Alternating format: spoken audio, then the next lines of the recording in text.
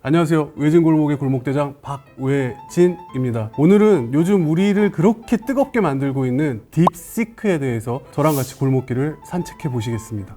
올해 1월 달에 발표한 딥시크 R1 논문을 보면 딥시크라는 기업이 R1 논문을 통해서 인공지능 커뮤니티에 기여하고 있는 바를 딱 두 가지로 명확하게 말하고 있습니다. 첫 번째는 강화 학습이라는 것을 거대한 인공지능을 학습시킬 때 효과적으로 활용했다라는 점이고요. 두 번째는 지식 증류라는 것입니다. 그래서 지식 증류라는 기법을 통해 가지고 딥시크 R1이 학습한 내용을 훨씬 작은 인공지능 모델들에게 전수해 줄 수 있는 방법을 본인들이 이제 검증을 했다라는 이 강화학습과 지식 중류 이 두 가지를 딥시크 R1에서는 큰 기여라고 공식적으로 밝히고 있습니다.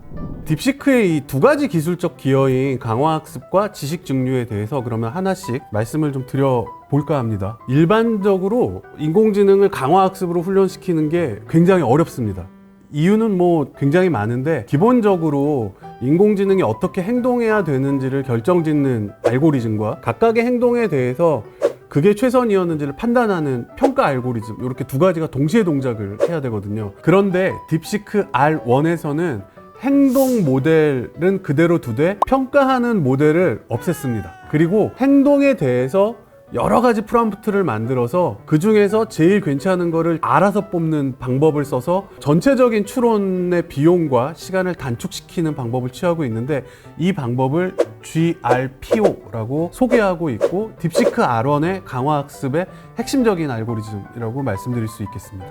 근데 사실 딥시크 R1은 6,710억 개에 달하는 파라미터를 가진 거대 모델입니다. 물론 추론 과정에서는 이 파라미터 중에 약 5% 정도만 활성화, 즉 이용된다고 알려져 있지만 어쨌든 큰 모델이죠. 그러다 보니까 이 6,710억 개로 학습된 이 내용을 굉장히 작은, 예를 들면은 한 10억 개에서 70억 개 사이 되는 그런 귀여운 모델에게 내가 학습한 결과를 알려줘서 커다란 모델이었기 때문에 얻어낼 수 있었던 학습의 노하우 같은 것들을 전수해주는 기법, 저희들이 보통 이거를 지식 증류라고 부르고 있습니다. 이 기법을 실험하는 데 성공을 했고요. 이게 딥시크가 말하고 있는 두 번째 기여라고 본인들은 이제 논문에서 주장하고 있습니다.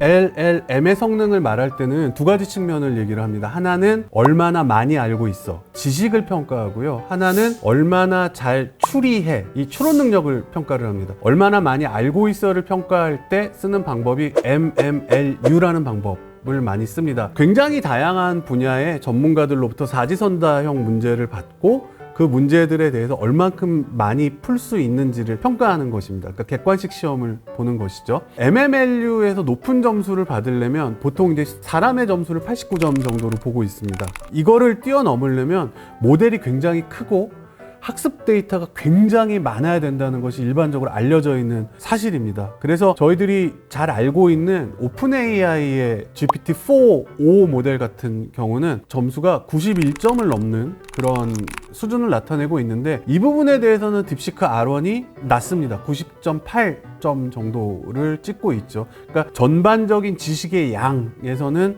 아직까지는 챗 GPT보다 약간 근소하게 부족하다라고 말씀을 드릴 수가 있는데, 문제는 추론 능력이 뛰어나다는 것입니다. 추론 능력을 평가하는 기준이 여러 개가 있는데 대표적으로 두 가지가 수학을 얼마나 잘 푸냐로 말씀드릴 수가 있겠습니다. 딥시크 R1은 수학과 관련돼서 두 가지 중요한 테스트를 하고 있는데, 하나는 2024년 미국 수학경시대의 문제를 풀고 있고요. 그리고 또 하나는 대수, 기하 등 수학의 각 분야에서 가장 어렵다고 알려진 문제 500개를 뽑아서 만든 매스 500이라는 그런 테스트를 하고 있습니다. 근데 딥시크 R1에 대해서 사람들이 굉장히 놀랐던 거는 이 AIME 2024와 매스 500에서 오픈 AI의 O1 모델보다 높은 점수가 나왔다라는 것이죠. 그러니까 만약에 딥시크가 주장하고 있는 모든 것들이 사실이라고 한다면 굉장히 적은 GPU를 투입을 하고 굉장히 적은 훈련 시간과 굉장히 적은 데이터를 썼음에도 불구하고 오픈 AI의 거대 모델보다 더 좋은 추론 능력을 보여줬다라는 것 때문에 지금 미국을 비롯한 굉장히 많은 AI 업계에서 화제가 되고 있다라고 말씀드릴 수가 있겠습니다. 딥시크 R1의 충격적인 포인트들을 좀 더 설명하기 위해서는 딥시크가 밝히고 있는 GPU에 대해서 좀 말씀을 드릴 필요가 있습니다. 논문에도 굉장히 그 부분을 강조해서 쓰고 있는데 엔비디아의 H800이라는 GPU를 썼다라고 알려져 있습니다. 저희들이 보통 요즘에 LMM을 학습하고 운영하는 데 쓰는 GPU는 H100이거든요. 그러면은 H100과 H800은 어떤 차이가 있느냐? H800은 중국 시장에 미국에서 가하고 있는 중국 시장으로의 반도체 수출과 관련된 규제를 뚫고 중국 시장에 팔기 위하여 만든 다운그레이드 버전이라고 말씀을 드릴 수가 있겠습니다. 어떤 게 다운그레이드 되어 있냐라면 HBM 버전도 H100보다 H800이 한 세대 전 버전이 들어가 있고요. 이로 인해서 GPU가 한 번에 처리할 수 있는 데이터, 이걸 보통 뭐 데이터 대역폭이라고 얘기하는데 H100의 절반 수준입니다. 바꿔 말하면 H800은 여러 대를 동시에 운영하기에 H100보다 부적절한 걸로 알려져 있습니다. 물론 그래도 굉장히 좋은 칩인 건 사실이고요. 그리고 또 하나는 굉장히 정밀한 연산을 처리하기 위한 기본 데이터 타입이 H100보다 H800이 훨씬 더 떨어집니다. 바꿔 말하면 어떤 정밀한 연산이 필요로 하는 의료, 바이오, 이런 쪽에서는 H800이 적은 성능을 나타낸다는 것이죠. 즉, 두 가지. 여러 개를 같이 쓰는데 부적합하고 정확한 계산을 하는 게 부적합하다.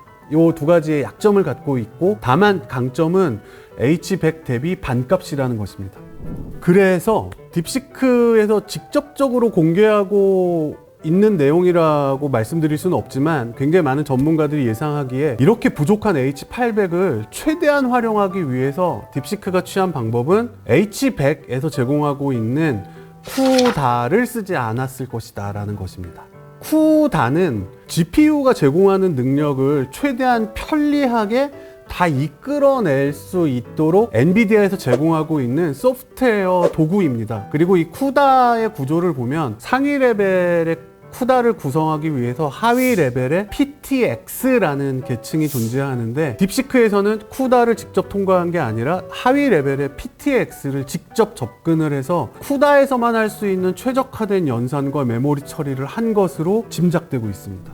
이런 방식으로 H800의 기능을 최대한 이끌어내면서 H800 약 2000장 정도를 이용해서 55일 정도를 훈련을 했다라고 논문에서는 밝히고 있는데, 근데 이게 논문에는 어떻게 적혀 있냐면 공식적으로 학습에 사용된 시간이라고 적혀 있고, 뒤에 콤마 뒤에 뭐라고 적혀 있냐면 이 학습을 위해서 준비한 비용, 연구 개발과 관련된 비용 같은 것들은 모조리 제한다라고 적혀 있습니다. 그러니까 사실은 딥시크에서 주장하고 있는 550만 불 정도 되는 학습 비용이라는 것이 그 밑에 그 학습을 준비하기 위해서 얼마가 들어가 있는지에 대해서는 사실은 누구도 알 수 없는 그런 상황이다라고 말씀을 드릴 수가 있겠고, 실질적으로 딥시크 R1을 개발하는데 학습하는데 들어간 550만 불이라는 것은 어쩌면 허구의 숫자일지도 모른다라는 그런 얘기들이 강하게 나오고 있습니다. 그래서 딥시크 R1은 나름 오픈소스 전략을 갖고 있는데, 이 전략을 취하고 있는 이면에 어떤 딥시크가 갖고 있는 생각을 보면, 첫 번째는 인공지능 커뮤니티 내에서 중국이 갖고 있는 기술적 우위를 보여주기 위한 굉장히 좋은 홍보 효과라고 말씀드릴 수가 있겠습니다. 실제로 허깅페이스나 깃허브 같은 오픈되어 있는 공간에 올라와 있는 인공지능 소스들을 얼마나 많은 인공지능 커뮤니티에 있는 엔지니어들 또는 연구하는 사람들이 참조하고 그것과 관련된 제품을 만들어내느냐는 한 기업 또는 그 기업이 속해 있는 국가가 갖고 있는 전체 인공지능 역량으로 평가가 될 수 있기 때문에, 중국 입장에서는 현재 굉장히 큰 주도권을 뺏기고 있는 미국에 대항하는 중국이 갖고 있는 인공지능의 리더십을 굉장히 효과적으로 전개해 나가기 위한 홍보 전략으로 오픈소스 전략을 썼다라고 말씀을 드릴 수가 있겠고, 두 번째는 이게 누구를 위한 오픈소스 전략이냐라고 보면, 중국 내에서 지금 중국의 AI 전략으로 육성되고 있는 수많은 사람들을 를 대상으로 펼쳐지고 있는 전략이라고 말씀을 드릴 수가 있겠습니다. 그런데도 불구하고 이게 완벽한 오픈소스라고 말을 하기가 좀 뭐한 게, 학습된 데이터의 일부 세트만 공개가 되어 있고 전체 학습을 어떻게 했는지, 저희들이 그걸 보통 학습 레시피라고 얘기하는데 그게 완전히 공개가 되어 있지는 않은 상황이기 때문에 그렇다라고 말씀드릴 수가 있어요. 학습을 할 때 사용된 데이터들이 어떤 방식으로 수집이 됐는지, 그리고 실제로 오픈 AI의 챗GPT 같은 걸 이용해서 학습한 데이터는 얼마나 섞여 있는지 등에 대해서는 현재 공개가 되어 있지 않기 때문에 이게 완벽한 오픈소스 전략이라고 볼 수 있는지에 대해서는 여러 가지 문제가 있습니다. 실제로 이탈리아 같이 LLM이 자국 내에서 서비스 되기 위해서 제공되어야 되는 정보들이 있습니다. 추론 과정은 어떻게 진행이 되고 어떤 데이터로 학습이 됐고, 이런 것들에 대해서 아직까지 투명하게 대답을 해주기가 어려운 상황으로 보이기 때문에 유럽에 있는 몇 개 국가들, 그리고 미국에서는 딥시크에 대한 서비스가 굉장히 지금 난황을 겪을 것으로 전문가들은 예상하고 있습니다. 중국 작가가 쓴 무협지들을 보면 주인공이 굉장히 막 극악한 상황으로 내몰리고 그 상황에서 절대무공을 터득하는 막 이런 종류의 얘기들이 되게 많거든요. 극악의 환경이 그 환경 내에 있는 사람의 성장을 더 촉진시키는 뭐 이런 식의 반전 드라마 같은 것들을 굳이 무협지가 아니더라도 뭐 여러 곳에서 볼 수 있지 않습니까? 사실 딥시크 R1이라는 걸 통해서 중국 정부가 발표하고 싶었던 스토리텔링 구조가 왠지 전통적인 무협소설이랑 좀 맞는? 그게 약간 좀 재미있었고요. 그리고 두 번째, 엔비디아가 사실은 뭐 주가가 20% 가까이 하락을 하고, 야 이제 더 이상 고성능 칩이 필요하지 않은 거 아냐? 라고 사람들이 얘기하는데, 여기서 핵심은 이제 더 비싼 칩 말고 저렴한 칩들의 활용 가능성도 누군가가 열어줬다는 거거든요. 지금 엔비디아 칩 가격이 하락한 거는 어쩌면 그동안 사회와 시장이 부여했던 엔비디아에 대한 굉장히 높은 평가에 대해서 사람들이 이제 눈을 뜨고 싶어 하는데 딥시크 R이 뺨을 쳐준 격, 뭐 이렇게 해석될 수 있는 부분도 저는 분명히 있지 않을까라는 생각이 듭니다. 엔비디아가 딥시크 때문에 주가가 빠진 건지, 아니면 엔비디아에 대한 기대와 인공지능 산업 전체에 대한 어떤 불안감이 아슬아슬하게 견제와 균형을 이루고 있었는데 여기에 누군가가 통하고 하나의 작은 물결을 일으킨 건지는, 이거는 좀 생각해 볼 필요가 있다라고 저는 보고 있습니다. 한번 이렇게 예를 들어볼까요? 라멘은 우리한테 되게 필요하잖아요. 라멘 없는 삶은 좀 이상하니까. 근데 누구나 라멘집을 창업하기에는 라멘집을 창업하는 비용이 비싸다고 가정을 해보죠. 그런데 딥라면 뭐 이런 기술이 나왔다고 가정을 해보죠. 그래서 굉장히 저렴하고 싼 비용으로 라면도 끓일 수 있고 조리도 할 수 있고 세척도 할 수 있고 육수도 뭐 한 10분의 1만 끓였는데 얼추 비스무리한 맛이 난다 라고 가정을 해봅시다. 그랬을 때 그러면 모든 사람들이 다 라면집을 창업할 것이냐 라는 게 저는 여기서 질문이 있다고 생각해요. 라면집은 싼 조리기구로 많이 만든다고 성공하는 게 아니라 맛있어야 성공하는 거죠. 그러니까 조리기구가 무엇이고 이거를 준비하는데 얼마나 비용이 들어가고가 문제가 아니라 우리는 그걸 이용해서 어떻게 고객을 만족시킬 수 있는 최고의 라멘을 만들어낼 수 있느냐가 중요한 것이고, 그게 결국은 라면 산업계 전체에 영향을 미치는 일이 되는 것이죠. 그러니까 고객에게 전달할 서비스가 뭔지가 중요한 거지, 고객에게 전달할 서비스를 만드는 도구가 중요하지 않다라는 그런 얘기입니다. 지금 굉장히 다들 LLM을 어떻게 발전시켜야 되는지에 대해서 약간의 정체된 행보를 보이고 있었거든요. 학습은 이제 답이 아닌 것 같다. 추론에 눈을 돌려야 된다. 그럼 추론을 어떻게 잘하면 되느냐, 뭐 전력을 낮춰야 되느냐, 뭐 이런 약간 좀 답답한 움직임이 있었는데 여전히 우리가 할 리서치들이 존재한다라는 거를 이번에 딥시크 R1이 영리한 강화학습 사용법과 지식 증류의 응용이라는 측면에서 우리가 여전히 할 수 있는 것들은 충분히 남아있다는 가능성을 좀 북돋아준 그런 측면이 있고, 두 번째는 어쨌든 저비용이라는 걸로 자신감을 가질 수 있는 스타트업들이 더 많아질 테니까요. 적어도 제가 알고 있기로는 국내 시장은 굉장히 큰 자극을 받은 것으로 보이거든요. 이런데 뛰어드는 사람들이 더 많아지겠죠. 그러니까 쉽게 말씀드려서 더 맛있는 라멘을 만들어낼 수 있는 기회는 더 늘어날 것 같다. 이 두 가지 측면에서 범용 인공지능이 나오기 위한 더 많은 사람들의 관심과 노력을 진작시키는 효과를 딥시크 R1은 분명히 보여줄 것 같다라고 생각합니다. 대부분 비슷한 의견이실 거라고 생각하는데, 첫 번째는 중국, 미국이 해온 인공지능과 관련된 발전상을 우리는 벤치마킹을 하되 그걸 흉내내는데 급급해서는 안 된다라는 말씀을 1번으로 드리고 싶습니다. 우리나라 과학기술 총 예산이 약 25조 정도거든요. 근데 트럼프 행정부에서 지금 미국에 있는 모든 기업들을 위해서 거대한 인공지능 데이터 센터를 짓는 스타게이트 프로젝트를 발표했는데 그 예산만 700조거든요. 그러니까 저희들은 절대로 머니 싸움으로 치달아서는 안 된다.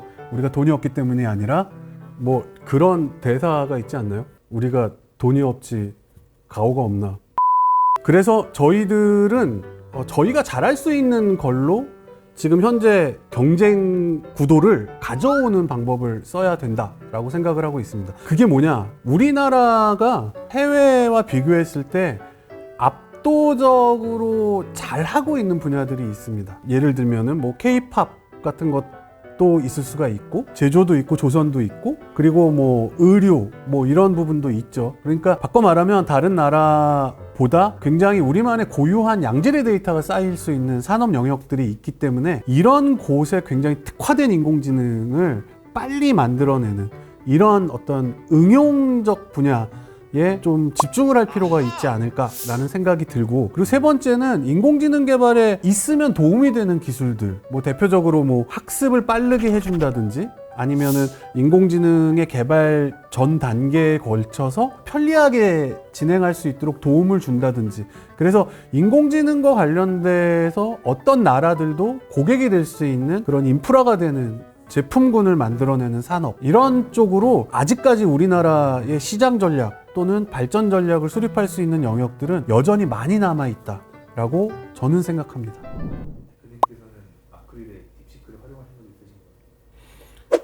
절대 없습니다. 딥시크가 R1이 혹시 써보셨나요? 일단 천안문 사태 같은 걸 물어보면 영어로 질문을 하면 대답을 회피하거든요.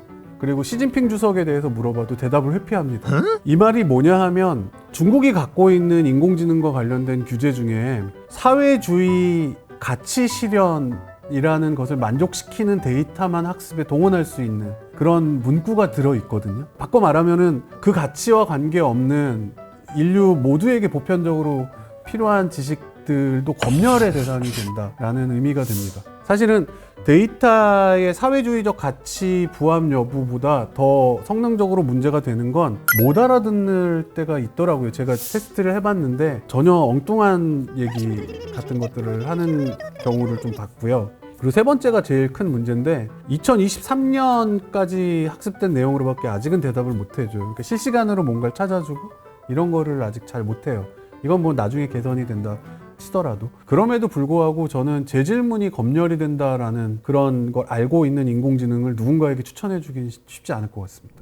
네, 딥시크 R1에 대해서 씩씩대면서 걷다 보니 어느덧 골목을 나오게 되었습니다. 저랑 같이 산책한 딥시크에 대한 이야기는 어떠셨나요? 딥시크 R1은 스타트업을 하고 있는 저한테는 스타트업이 할 수 있는 가능성이라는 것이 얼마나 세상에 큰 영향을 미칠 수 있는지를 보여준 아주 좋은 사례였고요. 중국이 갖고 있는 전략과 욕망, 그리고 중국의 그런 욕망을 굉장히 극한 상황으로 몰아내면서 더욱 가속화한 미국의 현재 정책, 이 모든 것들을 또 생각하게 하는 또 하나의 통찰이 됐고, 올바른 정보 같은 것들이 얼마나 중요한지가 하루하루 인식이 되는 그런 여러 가지 깨달음을 주는 어떤 시간이었던 것 같습니다. 딥시크 R1에 대해서는 앞으로도 외진골목에서 계속 주목하면서 저희들이 또 확인해야 되는 내용이 나오면 그때그때